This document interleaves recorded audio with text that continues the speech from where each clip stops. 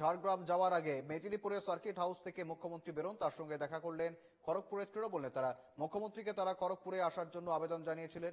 মুখ্যমন্ত্রী জানতে চান খড়গপুরে কি হবে। তৃণমূল নেতারা বলেন আমরা খড়গপুর জিতবই। মুখ্যমন্ত্রী তাদের বলেন ঠিক করে সবাই মিলে কাজ করবে, ওখানে তেলুগু ভাষার মানুষ রয়েছেন, তাদের সঙ্গে কথা বলবে। খড়গপুর বিধানসভার আসন বিজেপির দখলে। দিলীপ ঘোষের পর এখন খড়গপুরের বিজেপি বিধায়ক হিরণ চট্টোপাধ্যায়।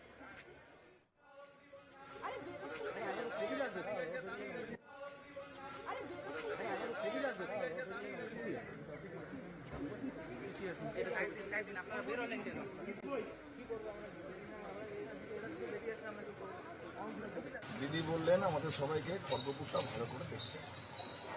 আমরা বললাম দিদি আপনি খড়গপুরে আসুন। বললাম আমি তো প্রায় সময় খড়গপুর উপর দিয়ে যাচ্ছি, তাহলে আপনাকে আসতেই হবে। এবার আমরা খড়গপুরটা উদ্ধার করব।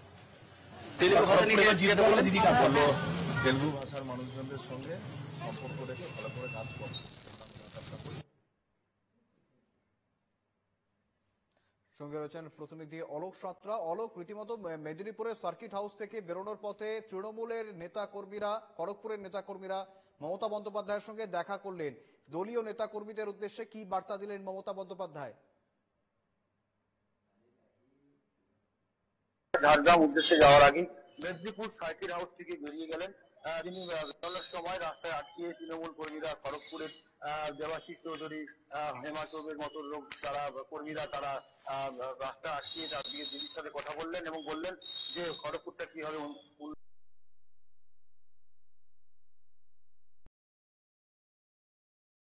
আবার ফিরে তৃণমূলের জায়গাতেই থাকবে, কোনো চিন্তা করার দরকার নেই, তবে তোমরা একসাথে মিলেমিশে কাজ করো, এটাই তিনি বার্তা দিয়েছেন। এবং কি তার পাশাপাশি ঝাড়গ্রাম যাওয়ার পথে মেদিনীপুরের কন্ডেলগোলা, ওখানে নানা বিদ্যা ভবনে আমার পাড়া আমার সমাধানে দিদি যাওয়ার কথা ছিলেন। তিনি খুব কম সময়ের মধ্যেই রাস্তা থেকে নেমে তিনি যাওয়ার পথে আবার বেরিয়ে যান।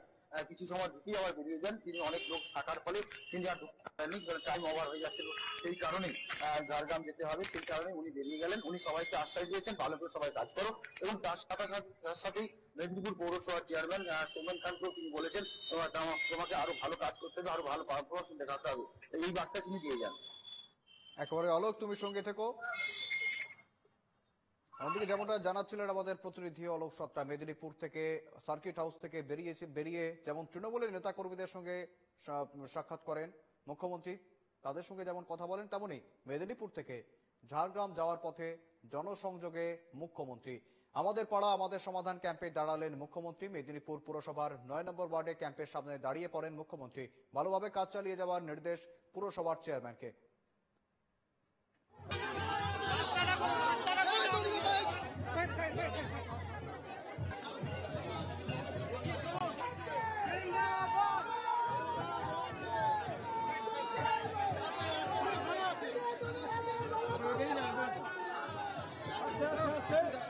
আবারও ফিরবো, আমার সঙ্গে রয়েছেন প্রতিনিধি অলোক সাঁতরা। অলোক, রীতিমতো আমার পাড়া আমার সমাধান এই প্রকল্প ইতিমধ্যেই শুরু হয়েছে এবং বেশ সাড়াও পাওয়া যাচ্ছে বিভিন্ন জায়গা থেকে।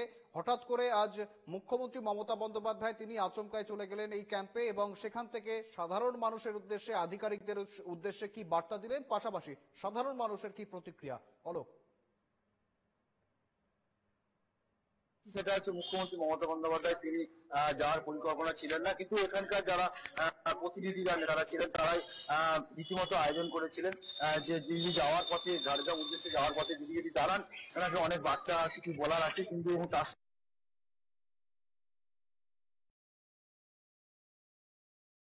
সেটাও তারা সেই কথাটাও তারা শুনবেন, সেইভাবে তারা সমস্ত পরিকল্পনা সাজিয়ে রেখেছিল সেইখানে। কিন্তু দিদি খুব কম সময়ের মধ্যে যাওয়ার পথে তিনি বেরিয়ে গেলেন।